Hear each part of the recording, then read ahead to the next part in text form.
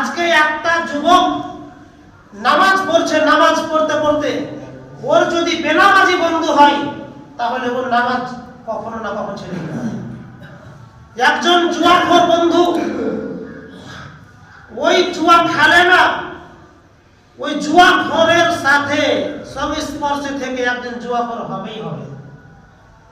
বলে না মানুষ যে চোরের সাথে থাকলে চোর বলবে, চুরি না করলেও। এই জন্য কবি বলছেন সৎসঙ্গে স্বর্গবাস, অসৎসঙ্গে সর্বনাশ। সৎসঙ্গে স্বর্গবাস, অসৎসঙ্গে সর্বনাশ। তাহলে ভালোর সাথে চললে দুনিয়া তো কল্যাণ আজকে, আখেরাতে পরকালে জান্নাত লাভ করা যাবে। অসৎসঙ্গে সর্বনাশ, এই দুনিয়া তো ক্ষতি, পরকালে তো ক্ষতি, পরকালে জাহান্নামে ভরে দিবে, পরকালে জাহান্নামে ভরে দিবে বন্ধু। কাজেই এর উদাহরণ দিতে গিয়ে রাসূল সাল্লাল্লাহু আলাইহি ওয়াসাল্লাম বলেছেন, সহিহ বুখারীর হাদিস 2101 নম্বর হাদিস, সৎ বন্ধু আর অসৎ বন্ধুর মধ্যে উদাহরণ দিতে গিয়ে রাসূল সাল্লাল্লাহু আলাইহি ওয়াসাল্লাম বলেছেন এরা হচ্ছে আতর বিক্রেতা ও কামারের হাপরের মতো।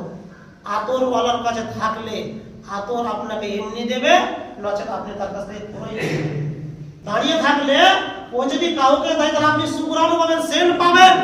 আর হাপুরের কাছে, কামারের কাছে দাঁড়িয়ে থাকলে আপনার জামা পুড়িয়ে দেবে, ময়লা করে দেবে, নচেত আপনি তার কাছ থেকে পাবেন দুর্গন্ধ।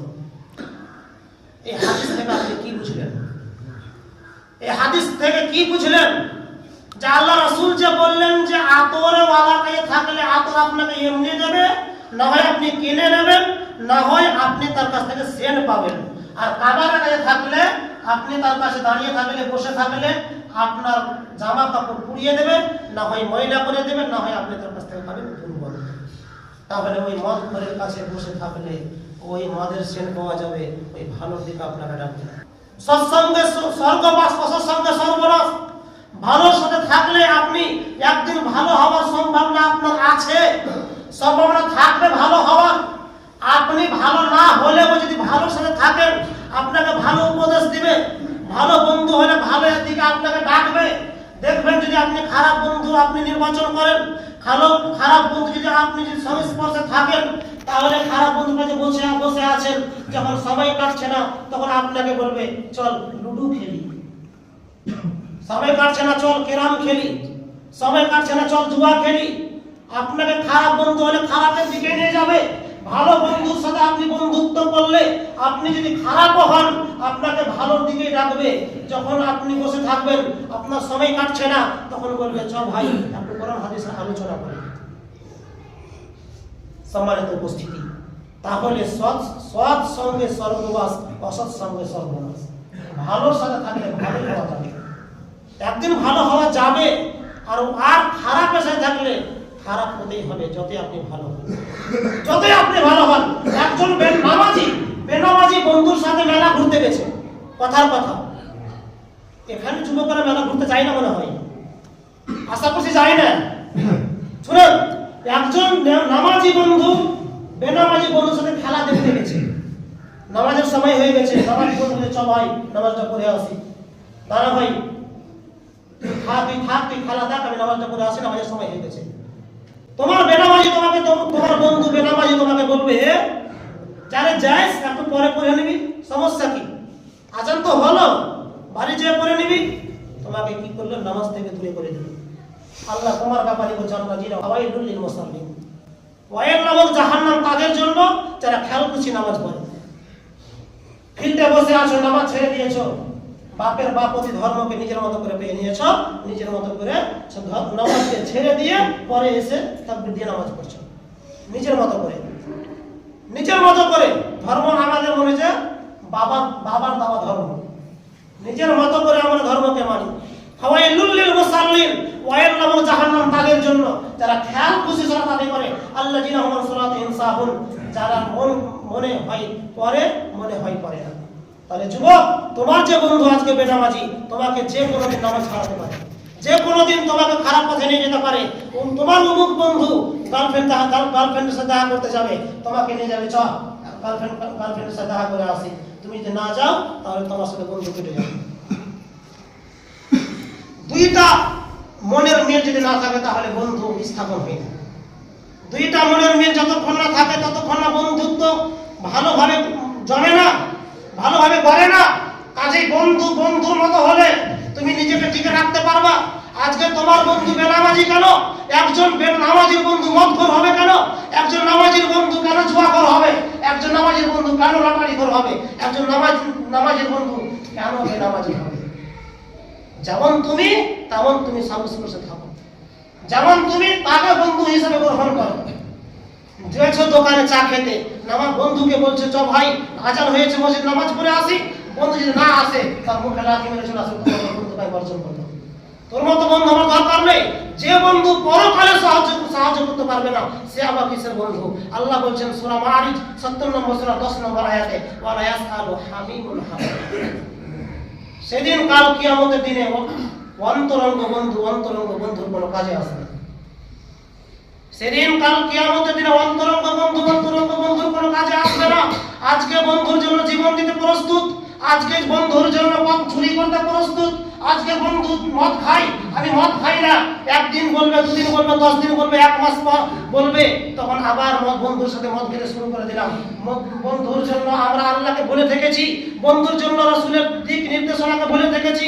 এই বন্ধুর জন্য আজকে আমি হালাক হয়ে গেলাম, শেষ হয়ে গেলাম। আল্লাহ সুবহানাহু ওয়া তাআলা সূরা যুখরুফের 43 নম্বর সূরা 67 নম্বর আয়াতে বলছেন যে আল আখিল্লাহু ইয়াওমাইযিন বা'যুহুম লিবা'যিন আদুউন। সেদিন আজকে যে বন্ধু এত জমজমাট বন্ধু ছিল, বন্ধুর সাথে জড়িয়ে ছিল, বন্ধুর জন্য খারাপ কাজ করতে প্রস্তুত, চুরি করতে প্রস্তুত, সেদিন বন্ধু এক বন্ধুর দুশমন হয়ে যাবে। সেদিন এক বন্ধু আর এক বন্ধুর দুশমন হবে, এক বন্ধু এক বন্ধুর শত্রু হয়ে যাবে।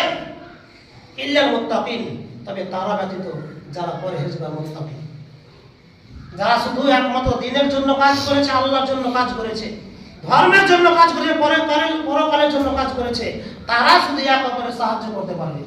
নচেত না। যে বন্ধুর জন্য আজকে তুমি জীবন দিতে প্রস্তুত, তোমার বন্ধু ওই দিন কাল কিয়ামতের দিনে কোনো কাজে আসবে না, কোনো রকম সাহায্য করতে পারবে না। সম্মানিত উপস্থিতি, ওই বন্ধুর জন্য তুমি খারাপ কাজ করতে প্রস্তুত। দেখো, তোমাকে একটা হাদিস বলছি, সহিহ বুখারী ৬০৬৯ নম্বর হাদিস। আবু হুরায়রা রাদিয়াল্লাহু তাআলা থেকে বর্ণিত, তিনি বলছেন যে রাসূল সাল্লাল্লাহু আলাইহি সাল্লাম থেকে শুনেছি, তিনি বলেছেন যে আমার সকল উম্মতকে মাফ করা হবে, আমার সকল উম্মতকে ক্ষমা করে দেওয়া হবে, তবে তাকে ব্যতীত যে প্রকাশ্যে গুনাহ করে, যে প্রকাশ্যে অপরাধ করে, তাকে ব্যতীত। যুবক, ওই হাদিসের মধ্যে তোমাকে বলছে তুমি ঘুমিয়ে আছো বিছানাতে, তুমি বিছানায় ঘুমিয়ে রাতের বেলায় কত খারাপ ভিডিও দেখেছো, কত নারীর সাথে কথা বলেছো, গোপনে পাপ করেছো। আল্লাহ তোমার ওই গোপন পাপকে ঢেকে দিয়েছিলেন। তোমার ওই গোপন পাপকে, তোমার অপরাধকে, তোমার পাপকে আল্লাহ ঢেকে দেওয়ার পরে তুমি কি করেছো? সকালবেলায় বন্ধুর মহলে গিয়ে বলছে, বন্ধু তুই কি জানিস আমি এই রাত্রে এই কাজ করেছি। আল্লাহ কি করেছিলেন? রাতের বেলায় পাপ করেছিল, রাতের বেলায় গুনাহ করেছিল, অপরাধ করেছিল, রাত্রে কত অশ্লীল ভিডিও দেখেছিল, অশ্লীল ভিডিও দেখে শুয়ে পড়েছিল। আল্লাহ সে সময় তার পাপকে ঢেকে দিয়েছিলেন, গোপন রেখেছিলেন। কিন্তু ওই সকাল বেলায় তার বন্ধু মহলে গিয়ে সব কিছু খুলে ফাঁস করে দিল যে বন্ধু আমি এই কাজ করেছি। অথচ সে রাত্রি যাপন করেছিল, আল্লাহ তার গুনাহকে ঢেকে রেখেছিল। এই অবস্থা সে তখন কি করলো? তার বন্ধু মহলে বলে সেগুলোকে ফাঁস করে দিল।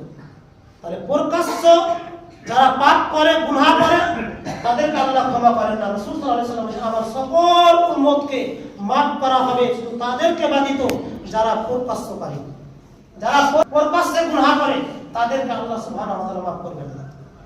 কারা প্রকাশ্য অপরাধ করে, কারা প্রকাশ্যে গুনাহ করে? ওই যে খুব টাকা ছিল, পকেটে টাকা ছিল, আর বাপের টাকা খান না, সমস্যা কি? বাপের টাকা জুয়া খেলেন না, সমস্যা কি? আমার একজনকে বলেছিলাম কোনো একদিন, মনে পড়ছে আমার, কোনো একদিন বলেছিলাম ভাই নামাজ পড়ছেন অথচ সিগারেট খাচ্ছেন, এটা কি অপরাধ না? এভাবে সিগারেট খাওয়াটা ঠিক হয় না। তখন বলছে, যখন চলে গেলাম তখন মানুষের সামনে বলছে আরে মৌলভী সাহেব মসজিদে থাকবে, মৌলভী সাহেবের কাজ করবে, এখানে মুখে সিগারেট খাচ্ছে, পান খাচ্ছে, ওইরকম দেখার কি আছে? এরকম অবস্থা। তাহলে বলেন, আপনাকে যে বললাম এটা কার জন্য বললাম? আপনার বাপের টাকা আছে, পকেটে টাকা আছে, ইনকাম করে নিয়ে এসেছেন, আরে সিগারেট কেন? লোকের সামনে আপনি মদের বোতল ধরে বেড়ান, আমার বাপের কি? আপনি খান না, সমস্যা কি? প্রস্তুত থাকেন, ওই কবরে যাবেন। প্রস্তুত থাকেন, কাল কিয়ামতের দিনে জবাব দিতে হবে। আজকে আপনি আপনার জোর আছে, আপনি দুটো কথা বলে আপনি আমাকে থামিয়ে দিতে পারেন। আজকে আপনার জোর, হাতের জোর আছে, মুখের জোর আছে, আপনি আপনার কথার মাধ্যমে আপনি আমাকে থামিয়ে দিতে পারেন, কিন্তু কাল কিয়ামতের খুব কঠিন দিন। সেদিন আপনাকে দেখে নেব, সেদিন আপনি আল্লাহকে বুঝিয়ে দেবেন।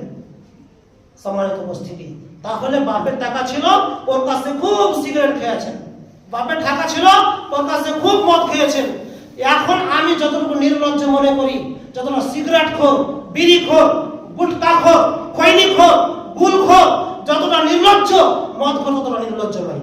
আমি বুক ফুলিয়ে বলতে পারি, মদ খোর মানুষের সামনে বসে দাঁড়িয়ে যে কোনো সময় সিগারেট ধরে নাই না। অপরাধী বেশি হতে পারে, কিন্তু নির্লজ্জ বেশি না। কেন? ও পার্সোনাল কোনো জায়গায় খায়, যে মনে করে যে মদ খাওয়াটা আবার বিশাল বড় অপরাধ, কিন্তু সিগারেট খোঁজে এটা ধারণা করে না। দাঁড়িয়ে আছেন, এখনকার যুবকেরা এত নির্লজ্জ, এখনকার যুবকেরা কিছু যুবক এত নির্লজ্জ, দাঁড়িয়ে থাকবেন, দাড়ি ছেড়ে আছেন, টুপি পরে আছেন, পাঞ্জাবি পরে আছেন, নির্লজ্জ, মোবাইলে রিলস চালু করে দিয়েছেন, গান বাজাচ্ছে। এরকম এখনকার নির্লজ্জ ছেলে যুবকেরা, এত নির্লজ্জ।